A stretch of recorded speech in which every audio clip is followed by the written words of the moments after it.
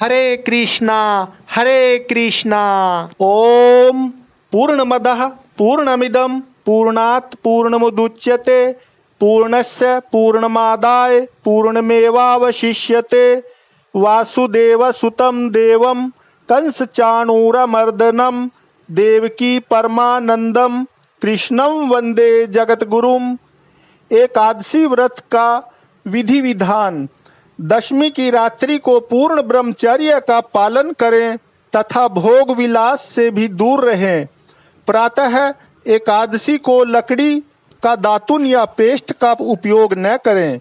नींबू जामुन या आम के पत्ते लेकर चबा लें और उंगली से कंठ शुद्ध कर लें। वृक्ष से पत्ता तोड़ना भी वर्जित है, अतः स्वयं गिरे हुए पत्ते का सेवन करें। यदि यह संभव न हो तो पानी से 12 कुल्ले कर लें।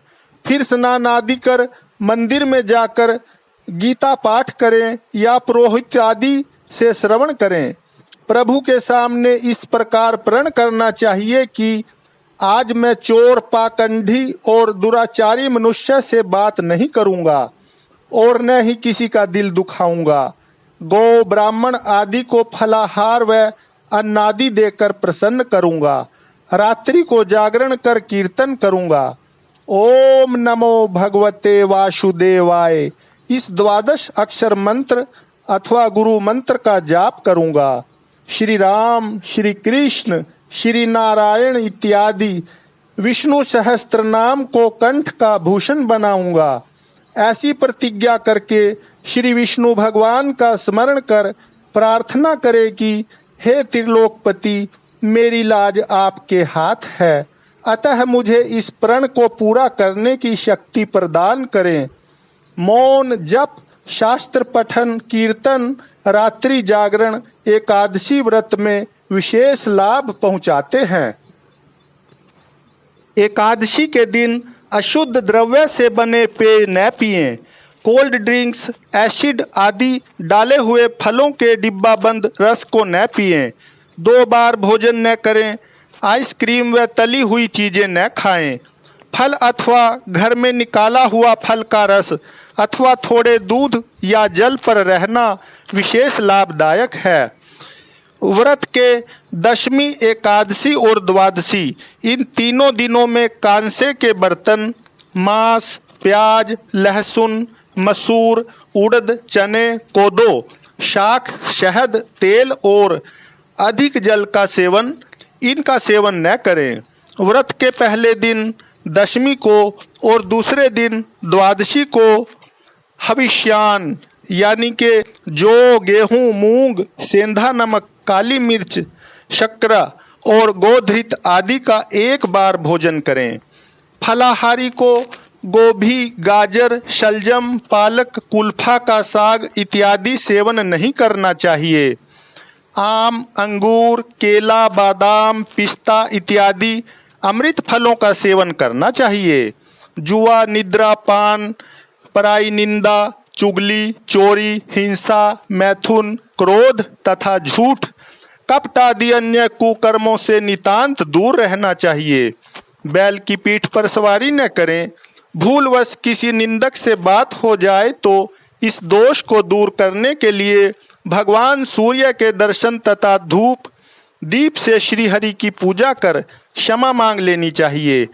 एकादशी के दिन घर में झाड़ू नहीं लगाएं। इससे चींटी आदि सूक्ष्म जीवों की मृत्यु का भय रहता है। इस दिन बाल नहीं कटाएं। मधुर बोलें, अधिक न बोलें। अधिक बोलने से न बोलने योग्य वचन भी निकल जाते हैं। सत्य भाषण करना चाहिए। इस दिन यथाशक्ति अन्न दान करें, किंतु स्वयं किसी का दिया हुआ अन्न कदापि ग्रहण न करें। प्रत्येक वस्तु प्रभु को भोग लगाकर तथा तुलसी दल छोड़कर ग्रहण करनी चाहिए।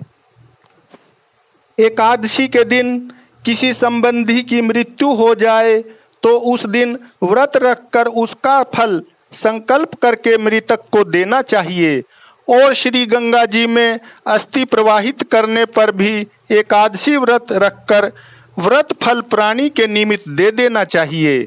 प्राणी मात्र को अंतर्यामी का अवतार समझकर किसी से छल कपट नहीं करना चाहिए। अपना अपमान करने या कटु वचन बोलने वाले पर भूल कर भी क्रोध नहीं करें। संतोष का फल सर्वदा मधुर होता है। मन में दया रखनी चाहिए। इस विधि से व्रत करने वाला उत्तम फल को प्राप्त करता है। द्वादशी के दिन ब्राह्मणों को मिष्ठान दक्षिणा से प्रसन्न कर उनकी परिक्रमा कर लेनी चाहिए। व्रत खोलने की विधि इस प्रकार है। द्वादशी को सेवा पूजा की जगह पर बैठकर भुने हुए 7 चनों के 14 टुकड़े करके अपने सिर के पीछे फेंकना चाहिए।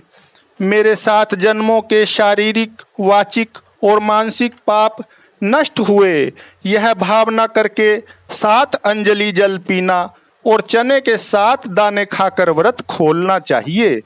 हरि ओम तत्सत। ओम श्री परमात्मने नमः। योगिनी एकादशी की कथा। युधिष्ठिर ने पूछा, हे वासुदेव, आषाढ़ के कृष्ण पक्ष में जो एकादशी होती है उसका क्या नाम है? कृपया उसका वर्णन कीजिए। भगवान श्री कृष्ण जी बोले, हे नृपश्रेष्ठ, आषाढ़ के कृष्ण पक्ष की एकादशी का नाम योगिनी है।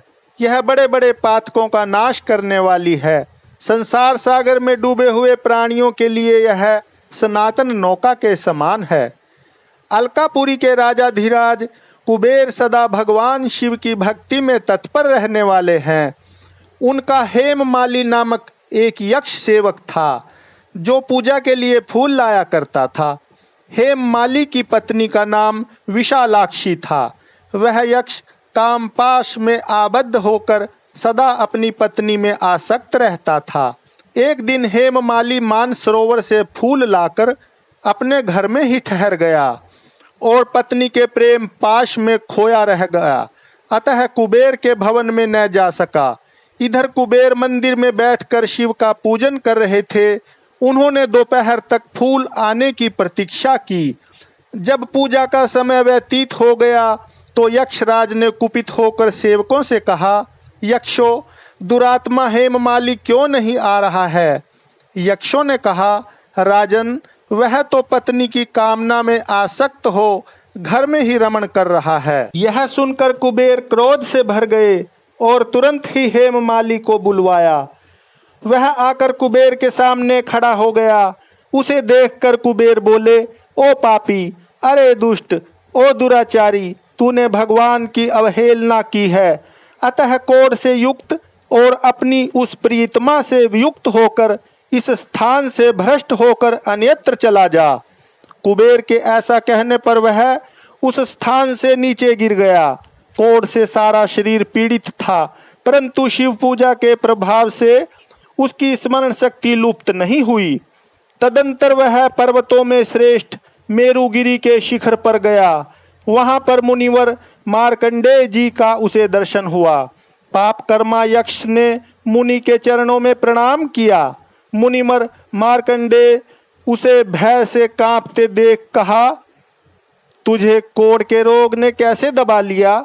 यक्ष बोला, मुने, मैं कुबेर का अनुचर हेममाली हूँ। मैं प्रतिदिन मानसरोवर से फूल लाकर शिव पूजा के समय कुबेर को दिया करता था। एक दिन पत्नी सहवास के सुख में फंस जाने के कारण मुझे समय का ज्ञान ही नहीं रहा। अतः राजा धीराज कुबेर ने कुपित होकर मुझे शाप दे दिया, जिससे मैं कोढ़ से आक्रांत होकर अपनी प्रियतमा से बिछुड़ गया। मुनि श्रेष्ठ, संतों का चित्त स्वभावतः परोपकार में लगा रहता है। यह जानकर मुझ अपराधी को कर्तव्य का उपदेश दीजिए। मार्कंडेय जी ने कहा, तुमने यहाँ सच्ची बात कही है, इसलिए मैं तुम्हें कल्याणप्रद व्रत का उपदेश करता हूँ। तुम आषाढ़ मास के कृष्ण पक्ष की योगिनी एकादशी का व्रत करो। इस व्रत के पुण्य से तुम्हारा कोढ़ निश्चय ही दूर हो जाएगा। भगवान श्री कृष्ण जी कहते हैं, हे राजन, मार्कंडेय जी के उपदेश से उसने योगिनी एकादशी का व्रत किया, जिससे उसके शरीर का कोढ़ दूर हो गया। उस उत्तम व्रत का अनुष्ठान करने पर वह पूर्ण सुखी हो गया। नृपश्रेष्ठ, यह योगिनी का व्रत ऐसा पुण्यशाली है कि 88,000 ब्राह्मणों को भोजन कराने से जो फल मिलता है वही फल योगिनी एकादशी का व्रत करने वाले मनुष्य को मिलता है। योगिनी महान पापों को शांत करने वाली और महान पुण्य फल देने वाली है। इस महात्म को पढ़ने और सुनने से मनुष्य सब पापों से मुक्त हो जाता है। जय श्री हरि, जय श्री कृष्ण।